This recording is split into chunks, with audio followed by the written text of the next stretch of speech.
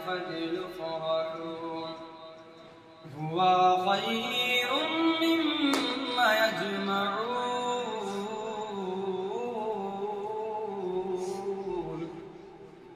وقام النبي আমার হাবিব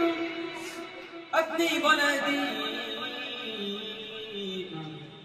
আমি আল্লাহ রহমত কে পে দয়া কে পে রহমত কে পে তোমরা খুশি মানাও খুশি বর্জন করো খুশি করো তাহলে আমাদেরকে রহমত কে পেয়েছি কিন্তু জানতে হবে রহমতটা কে রহমতের চেষ্টা করব তার কারণে রহমতটা বোঝার কারণে আবার সূত্রে পরবর্তী যাওয়ার পর দেখেন আল্লাহ বললেন ওয়ালা আরসালনাকা ইল্লা রাহমাতাল লিল আলামিন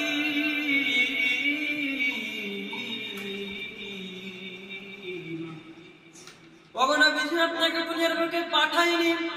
এবং যদি পাঠিয়েছি তাহলে সারা জগৎ রাহমাতাল লিল আলামিন করে দয়া করে পাঠিয়েছি আল্লাহ বলছেন ওই দয়াকে পেয়ে ওই রহমতকে পেয়ে তোমরা খুশি মানাও খুশি উপার্জন করো আল্লাহ বলছেন কুল ফদলিল্লাহি ওয়া বিরহমাতিহি ফাবিযালিকা ফালইফরাহু হুয়া খায়রুম মিম্মা ইয়াজমাউন তোমরা দয়াকে পেয়ে রহমতকে পেয়ে তোমরা খুশি মানাও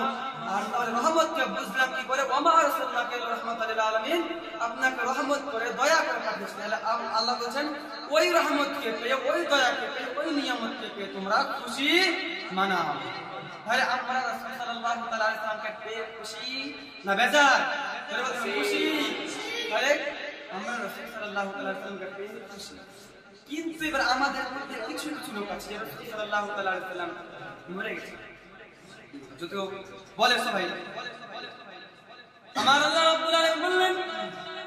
ওয়ালা তাহসাবান্না আল্লাযীনা কুতিলু ফি সাবিলিল্লাহি আমওয়াতা বাল আহইয়াউন 'ইনদা রাব্বিহিম ইরযাকুন এখানে কিছু কিছু লোকের মাসলা ভেদ আছে তারা বলবে কি রাসূল সাল্লাল্লাহু তাআলা আলাইহি ওয়াসাল্লাম যেহেতু এসেছিলেন তোমরা যত খুশি মানাও খুশি উপার্জন করো রাসূল সাল্লাল্লাহু তাআলা সাল্লাম তো দুনিয়া ছেড়ে বিদায় নিয়েছে তাহলে তোমরা সব পালন কেন করো না আমরা বলবো কোরআন শরীফের দলিল দিয়ে আমরা এই কারণে সব পালন করি না আল্লাহ বলেন ওয়ালা তাহসাবান্নাল্লাযীনা কুতিলু ফি সাবিলিল্লাহি আমওয়াতা বাল আহইয়াউন 'ইনদা রাব্বিহিম ইরযাকুন আল্লাহ বলেন আমার রাস্তার পথে আমি আল্লাহর রাস্তার পথে শহীদ যারা হয়ে যায় তাদেরকে তোমরা মৃত্যু বলিও না বরং তারা জিন্দা হাসান হুসাইন শহীদ হয়েছেন কার পথে জোরে বলতে হবে কার পথে আল্লাহর পথে জোরে বলেন কার পথে আল্লাহর পথে শহীদ হয়ে গিয়েছেন ভালোবাসা হচ্ছে নবীর পথে হচ্ছে আল্লাহ হুসাইন হাসান শহীদ হয়ে গিয়েছেন আল্লাহর রাস্তায় তার কারণে বলছেন তাদেরকে তোমরা মৃত্যু বলিও না তোমরা কোরআন শরীফের আয়াত দ্বারা বলছে কি যারা আল্লাহর রাস্তায় যারা শহীদ হয়ে যায় তাদেরকে তোমরা মৃত্যু বলিও না শুধু এক জায়গা তো নয় আরেক জায়গা দুই পরের মধ্যে বলছেন ওয়ালা তাকুলু লিমান ইউকতালু ফি সাবিলিল্লাহি আমওয়াত বাল আহইয়াউন ওয়ালাকিন লা তাশউরুন আমি আল্লাহর রাস্তার পথে যারা শহীদ হয়ে যায় তাদেরকে তোমরা মৃত্যু বলিও না বরং তারা জিন্দা এবং আল্লাহর দরবার থেকে তারা রিজিক প্রাপ্তি রিজিক পান খাবার পান তোমরা সেটা বুঝতে পারবে না তোমরা সেটা জানতে পারবে না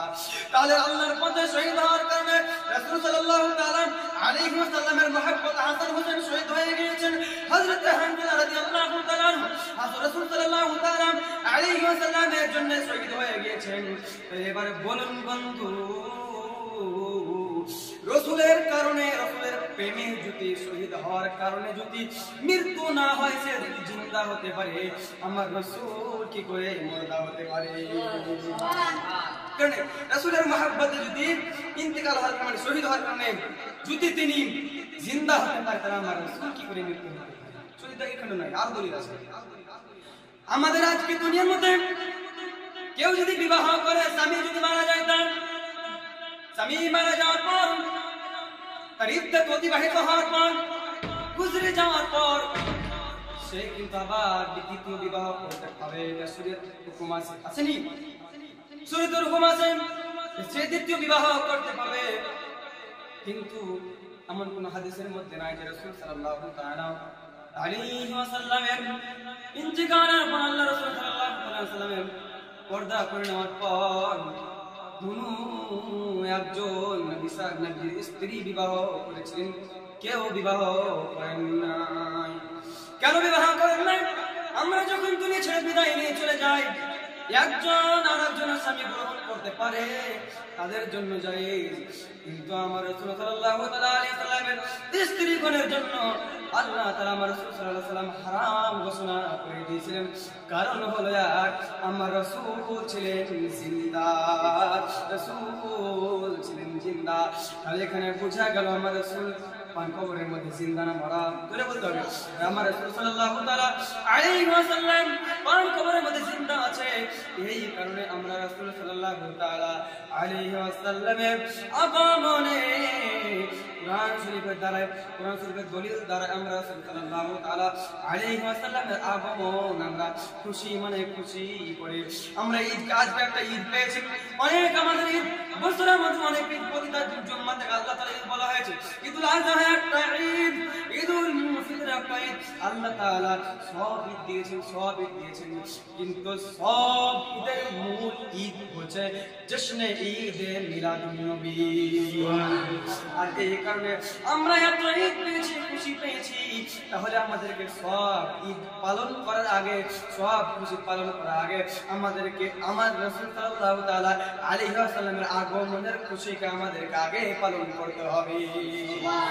তাহলে বুঝা গেল যে রাসূল সাল্লাল্লাহু তাআলা আলাইহি ওয়াসাল্লামের জন্মদিন আমরা পালন করতে পারবো। আমরা রাসূল সাল্লাল্লাহু তাআলা আলাইহি ওয়াসাল্লাম আমাদের জীবিত, এতে কোনো সন্দেহ নাই। যাই হোক, এখান থেকে আমি বক্তব্য দিতে করছি কোরআন শরীফ থেকে। আমি যে একটু আয়াত পড়েছি তার মধ্যে কোনো ভুল ত্রুটি বলার মধ্যে ছোট হিসেবে তোমার বলা